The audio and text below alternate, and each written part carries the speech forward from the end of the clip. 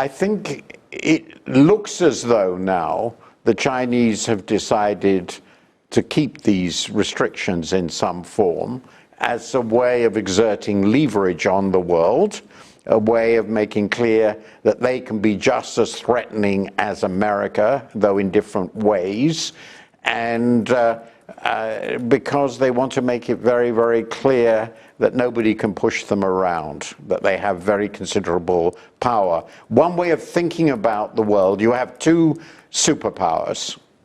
They are across the board superpowers, economic and military. But in the economic sphere, America's power rests particularly in the size of its market. So closing off the market with protection gives it leverage. China's power, there are exceptions here, but China's power rests in its supply. It's the dominant supplier of manufacturers to the world, and particularly it has achieved a monopoly position in rare earths and critical minerals.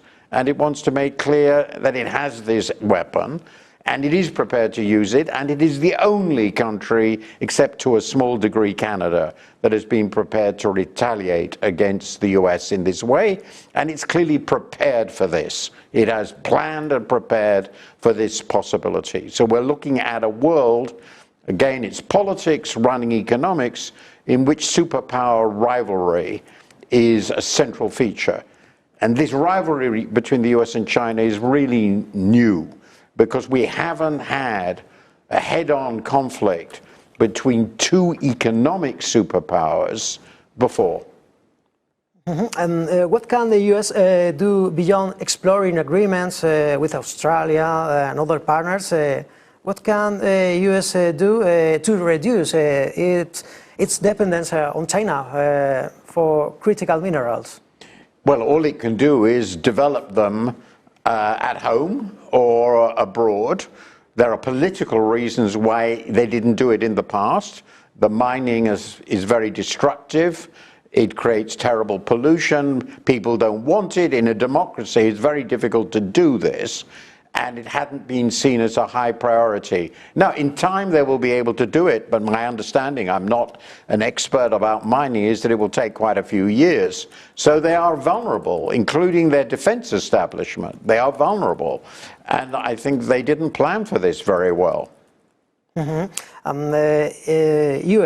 Where does the EU stand in this whole economic order, in this whole trade war? Does it need EU to form more alliance, or has it wasted too much time? Well, what the EU can do is, I think, limited. My column this morning is about this, actually. It's fragmented, we know this. It is not mobilized for warfare, either kinetic warfare or economic warfare. It has tried to have peaceful relations and open markets, and that's generally been a very good policy.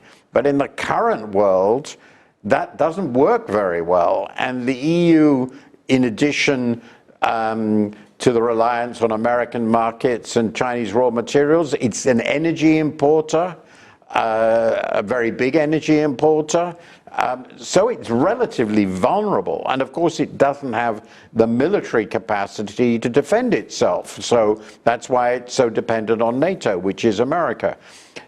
I think the reality is that Europe is not equipped politically or economically to handle